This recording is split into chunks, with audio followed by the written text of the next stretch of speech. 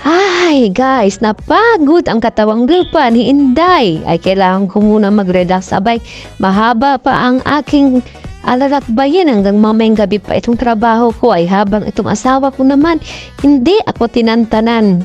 Pati sa aking pag-akyat, ay laging nakasubaybay. Ay, lagi daw niya akong namimiss. Aba, ako naman ay kinikilig. O sige, I love you na nga. At para matapos na, pa-smile pa. Hello guys! Ayan po, samahan niyo po ako. Ako po ay magluluto ng hindi pa ako magtitinula. Ayan po ay nagamitin ko lamang sa aking pansit canton. Bali, pinagbubukod-bukod ko lang po yung laman tsaka yung buto. Ayan po ay papakulang ko lamang po sa tubig na may luya at saka pamintang buo para naman po ay malasa ang ating manok. Ayan. Ang laman po ay akin muna i-separate. Susunod na araw ko na po yung lutuin.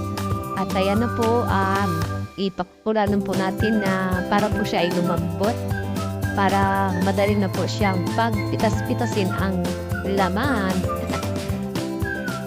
Guys, ayan, tinabi po ako 3 pirasong bangus po. Ayan, isang buo po yan, pero yan ang natira. Alam niyo naman ay napakamahal dito ng bangus sa Kuwait. Minsan po kailangan din naman natin kumain ng kagaya din naman po sa Pinas na isda.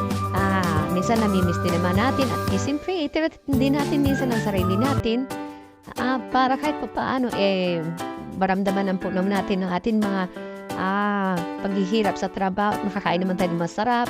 Ayun guys, ay pumasok na rin po ako doon sa hardin ni Amo at ayan po ay pipitas po ako ng pitsay po nila yan dyan o tawag nila dito yata, diptos, parang ganun po. Yan na po ay gumagapang, ewan ko ay bawasan ko na para maisahog ko na at dyan kumuha na rin po ako dyan sa tanim ko na kangkong. Ay napakapayat, kawawa pero kailangan talaga kasi wala pa tayong magagawa. Kailangan natin ng fresh gulay. Yan po ay aking tinanim. Galing po yan sa grocery na binili ko dati na tinanim ko ay nabuhay naman. At saka yun, tingnan nyo guys, kahit pa paano may tanim yung amo ko na aloe vera, pangdagdag ko na rin po sa aking pagpaganda.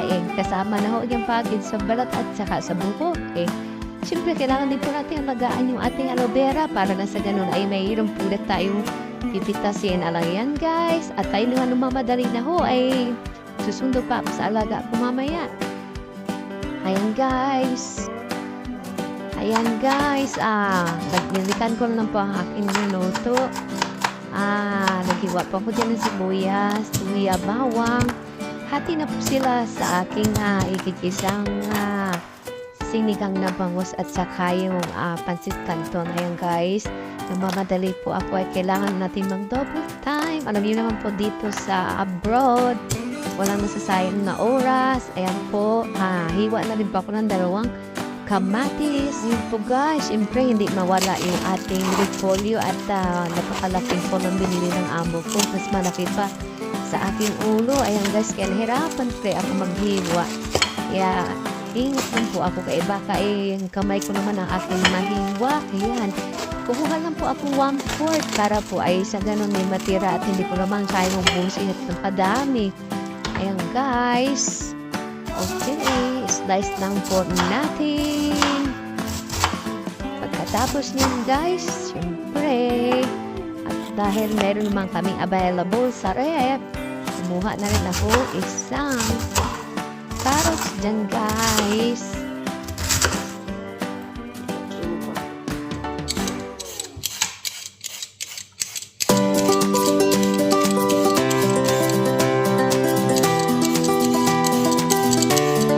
Guys, may isang carrots po na po idagdag sa aking pansit canton. Yan po ay malaki din siya. Tapos, ayan na guys, pinaghiwa-hiwa lang. At saka may 4 akong na-indumi. Yan po ay pansit canton. At saka mayroon din po akong mushroom. Baka masira lamang sa ref. Okay guys. Ayan, magigisa na rin po ako ng bawang. Olive oil lang ginamit ko dyan para bawas po tayo sa cholesterol. Tsaka nagdugay na rin po ako ng puting sibuyas. Yan lamang ay kalahati doon sa aking pinaghiwa-hiwa at saka may 3 akong itlog para lamang itatapis. Dagdag ko na rin po siya sa aking pancit canton naglagay na rin po ako ng adobong seasoning nila na matamis. At saka silver swan na akin pa inorder sa aking kaibigan. Ayan po. Yan, ihalo-halo na po natin para mag-mix po ang lasa. Okay, tapos naglagay na rin po ako ng sabaw ng manok na pinagkuluan ko po kanina. Ayan po guys. At itambog ko na rin po ang aking 4 na pansit canton. Ayan. At dahil medyo masikip po, dahil medyo parami ang gulay, so bawasan po natin yung gulay yan para ma-mix po natin ng maayos ang ating pansit canton. Ayan guys. Sige lang for the goal. Sige lang, push lang po. Mila, push lang. Ayan, haluin na po natin at me-mix hanggang po siya ay lumambot. Nang ay sa ganun ay wag naman po lumambot ang ating buto-buto, hindi ang ating pansit canton. Joke lang. Ayan na po, di ba po, parang napakakulay ng ating pansit canton. Masarap talaga pag makulay ang ating buhay. Ayan, samantalang aking asawa ay naka-ready lagi. Andyan ay nakaabang lagi sa akin. Ay kwentuhan mo na pantanggal bawas lang sa stress, sa pagod. At abayin siya ay naiingit din naman sa akin niluluto. At siya ay din parang nagugutom din. Gusto na daw niyang kumain din. Parang ang sarap daw. At sabi nilutuan ko rin daw siya mas masarap pa daw dyan. Abayo, siyempre, lulutuan kita na mas masarap pa dyan ang akin luluto sa'yo. Ayun guys. Dahil may kulang pa po tayo dyan. Habang magigisa po tayo ng magpiprito po pala ng bangos. Ay sorry guys, talagang hirap talaga magsalita ng ganito. Napakabilis po ay. Ayan, habang hindi po siya toast, ay kailangan din po natin mag-slice ng itlog para sa ganun. Ay, mayroon na po tayong ilalagay sa ating pansit canton. Ay, napakaganda po tignan at napakatakam. Abay, hindi siyempre ako magpapawat at ako'y nagugutom din. Ay, saglit lamang ay akin igigis ang aking bangos habang namig pa ako ng aking pansit canton. Ayun. Ayan, gisa natin sa bawang sibuyas, luya, kasama na po ang ating maraming kamatis. Masarap po pag maraming kamatis sa sinigang. At saka alam nyo ba guys, ang kamatis ay pampakinis ng ating kutis. Kaya kung libre lang naman, abay damihan mo na. Sa ganun di mapasarap din ang atin na kain. Ayan, kain na po tayo ng almusal. At nako'y nagugutom na po talaga. Mainit-init pa basta ako'y nagugutom na. Sabi ko sa aking asawa, halika't kasamahan mo ko kumain. Sabi niya, paano ba naman paano ko makakain? Pero sabi ko, okay, unang subo ko ay para sa'yo. Pero huwag ka mag-alala. At pag ako'y nakauwi, talagang paglulutuan din naman kita Yan guys, talagang okay sa lasa. Tapos ito naman ang aking niluluto ilagay ko na ang aking gulay.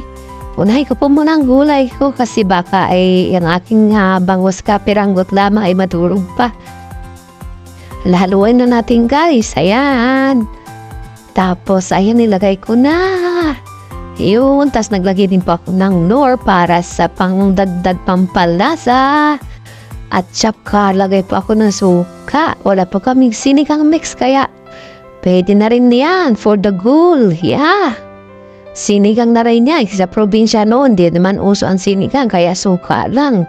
Sa aking mga kaluluhan ko noon. Ayun guys, napagod si Indet. Sabi na sa ako, ipahinga ko muna ang aking katawan lupa. Ayun guys. Bago po yan ay maraming salamat sa inyong panunood ng aking Mila Kitchen Vlog. Sana po ay inyong isi-share. At i-like, comment kung saan po kayong bansa at kung saan nakarating ang aking video. Para sa susunod update po kayo. Bye-bye mga guys. Have a nice day.